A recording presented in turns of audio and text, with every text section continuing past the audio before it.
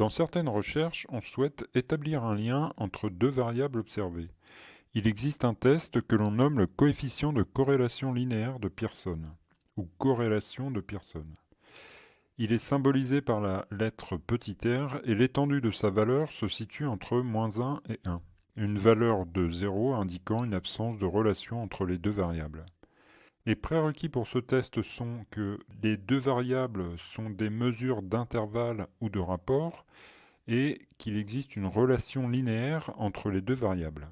Il est possible d'avoir un premier aperçu de cette relation linéaire par l'examen du graphe de dispersion, c'est ce que nous verrons par la suite dans cette présentation. Donc l'absence d'outliers comme autre prérequis et le test de Pearson étant très sensible à ce type de données, il faudra être vigilant à ce que ces outliers ne soient pas présents dans votre jeu de données. Donc autre prérequis, c'est la normalité de la distribution des données.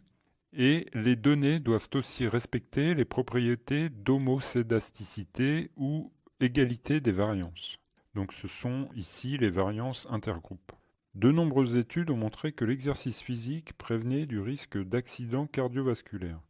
Dans cet exemple, nous cherchons à déterminer si le temps consacré à regarder la télévision, qui est un indicateur de vie sédentaire, augmente le risque d'accident cardiovasculaire. Les variables mesurées ici correspondent au temps passé devant la télévision et à la concentration de cholestérol dans le sang. Nous allons commencer par ouvrir le fichier de données.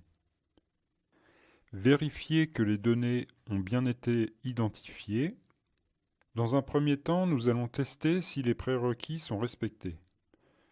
Pour vérifier la possible linéarité entre les deux variables, cliquez sur Descriptive Statistics. Sélectionnez les deux variables et les placez dans Variables. Cliquez sur Plots, puis sur Correlation Plot.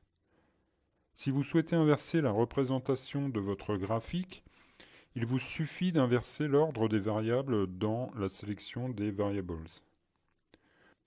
Nous pouvons constater sur le graphique de dispersion qu'il n'y a pas d'outliers qui se démarquent significativement du reste des données. D'autre part, la forme de la répartition des données nous indique que l'homocédasticité semble respectée. Pour vérifier la normalité de la distribution des deux variables, on va utiliser à nouveau un OneSample t-test. Donc cliquez sur t-test, puis sur OneSample t-test. Cliquez sur les deux variables pour les sélectionner et donc nous utiliserons le test de normalité qui se trouve dans ce test sans utiliser le test OneSample t-test. Cliquez sur Normality dans la partie Assumption Checks. Le test de Shapiro-Wilk n'étant pas significatif pour les deux variables, les données semblent être normalement distribuées.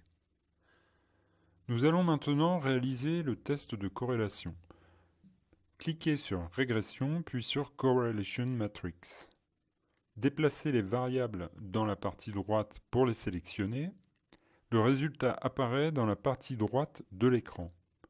Pour calculer les intervalles de confiance, cliquez sur Confidence Intervals. Et si vous souhaitez un tableau simplifié, cliquez sur Display Pairwise Table.